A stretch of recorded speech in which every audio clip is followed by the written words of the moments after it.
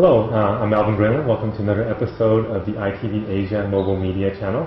I'm the CEO for MInfo, one of the leading mobile agencies in China. And I have my honored guest today, Melissa Wong from Standard Chartered. Thank you for having me. Thank you. Melissa is the head of mobile banking for Standard Chartered and had been in China for a couple of years. Prior to that, she had been in Australia and with KPMG, and even studied in China for a period. So she's quite familiar with the China marketplace and has done some very innovative things in the area of remote banking, online banking, and mobile banking. That's right. So we're honored to have her here to talk to us about her experiences of what's worked for her, what they're doing, and what their future strategies are. So thank you, Melissa, for joining us. Thank you. Yeah. So maybe you can kind of just start on tell us a little bit about why is Standard Chartered getting into such innovative banking activities? It seems like finance sector has usually been the lagger in terms of adopting new technology. You guys seem to be really ahead of the trend of both your competitors as well as the general marketplace. So tell me what's the thinking there? Look, everything about what we've been doing in Standard Chartered has really been led by consumers. So it's been led by consumer insights, consumer behaviours. And what we've seen in the market is that consumers are very much on the channels that we have been adopting, which is the mobile channel, the smartphone in particular, the online channel. So everything and why we're going about doing this is really about what it is that their preferences. Okay, so I understand China is definitely the leading mobile market in the place in the country or in the world actually, with 900 million mobile users. But you guys are doing something that is, I guess, fairly innovative for the general public with some of your mobile internet activities, but also very innovative in the augmented reality iPhone applications, and I think coming Android applications soon as well. That's right. Yeah, yes. so smartphones, even though they're a big trend, they're still a very small population. So why did you guys choose to attack the application sector and something that's not necessarily directly banking related, but maybe kind of a bit more fun and consumer related? So look, new media for us has really been a bit of a full. We've seen it as a holistic approach. So while yes, you've commented on some of the mobile applications that we've built out to meet our business strategies, what we are also doing is really looking at other aspects as well. And those aspects, as part of our new media strategy, is really saying, well, in the marketplace, what are the partners? What are the alliances that we can actually team up with?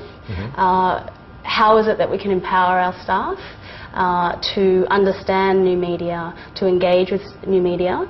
And one of the interesting things that we've actually done quite recently, which really I think started our engagement with new media, was to switch from all our corporate phones from BlackBerry to the iPhone platform. And what that has sparked in our internal staff is an engagement with what the consumer trends are doing, and then also starting out to think about products that potentially can add value to our consumers. So that really was the beginning of our new media strategy. Coming back to the reference to our Breeze Living application. So Breeze Living is an iPhone application that has just come out about mid-March this year. And really what it is an iPhone app that talks to all the concepts of solo-mo. Do you know that term, solo-mo? Exactly. So social, it's got a social component. It's got location-based services. So it's really using the contextual aspects of mobile to help the customer. And obviously it's on the mobile platform. Yeah, in fact, now they're calling it solo-mo co for commerce. Yes. So how do you monetize the platform? Yes. So you guys are just ahead of the game. So, but I mean, you guys have put pretty heavy investments into this product or this new application, and also promoting it a little bit out in the marketplace. How has that been working out? Has it been getting the traction that you've expected? In terms of the application uptake, we've been quite happy with the attention that it's created. I think to really answer the question about whether it's brought us a return on investment. Breeze Living itself, when we started out with designing this mobile application, we wanted to create something that was new. We wanted to create something that really talked to what mobile wants to be and will be in the future. And so our business objectives for Breeze Living was about brand awareness. And in terms of the attention that it's getting in both traditional media as well as in some of the technology blogger forums, we've been very, very happy with the attention that it's given us. Yeah, I'll give you a chance to plug your product. So Breeze Living, tell me in 3 sentences, what does it do? Okay, so Breeze Living is an iPhone application, soon to be Android, and it is a open coupon discount application that is open. Open meaning that you don't have to be a customer to use it. So if you're interested, download and have a go. So iTunes? From iTunes, yes. Okay. And so you work with a lot of local vendors to provide these coupons? Yes.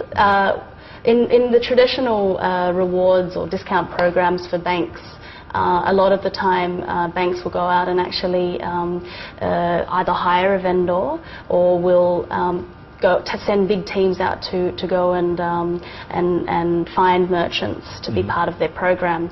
I think one of the more innovative things that we did was actually we said, well, we as a bank are not in the business of doing merchant tie-ups, so should we not partner? So back to some of the strategy, we realize who we are and we want to leverage what else is out there in the market in terms of media companies. So we actually have tied up with 2 merchant aggregators. One is Hujiao Beibei, the other one talking more to the sort of international Chinese and expat community is Enjoy Shanghai. Okay. So they're providing you the local vendors, you don't have to go and make every deal separately. That makes your life a little easier. It does, but of course it's a win-win for both partners. But they're, especially Enjoy Shanghai is very Shanghai focused. I assume you're going to want to take this to the rest of the country. Do you see issues with expansion and operations after you expand? I think that, China, I can say is almost like a continent as opposed to a country. So we are going to be very focused in our expansion strategy. We're going to focus on those cities that are obviously, have higher adoption of smartphone devices. Okay. And so tell me about what ways you've used to promote this product and service. So in the beginning, we were very directed to actually not use any above-the-line marketing. What we wanted to see, it was, as much as the mobile application itself, we wanted to see how much it could create an effect in the community. So we have used our social media platforms, our social media accounts, so that in China being our Twitter as well as our Weibo account. We have done a lot of engagement with our key influencers, for example on the Weibo platform and Twitter platform, in tech blogger forums.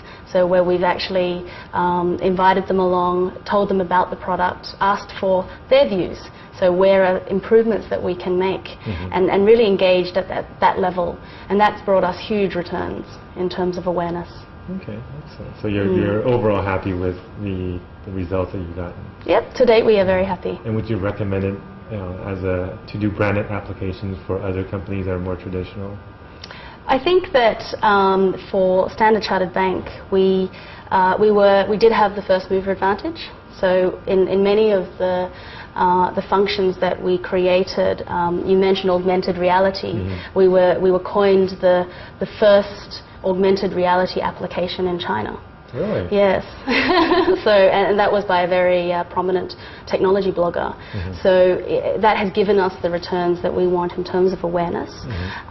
In terms of actual mobile applications, absolutely. I would recommend that retail brands, whether or not conservative banks, traditional banks, or clothing companies, all aspects of retail, where your consumer is now is on the mobile platform. So if you're not in some way on the mobile platform, then you may as well close up shop.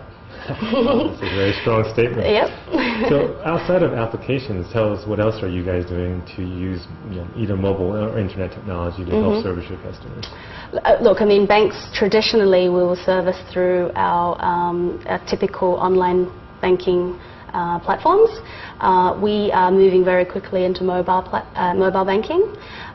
We recently released it's part of the Breeze branded family. We call it Breeze Payments, and that's a partnership we did with a local third-party payment aggregator to provide up services like mobile top-up, credit card repayment, utility bill payment. So what it does is essentially you just connect your debit card account to that, and we're actually providing that service already. So that's out in the iTunes App Store as well. Well, thank you, Melissa, for those very insightful answers.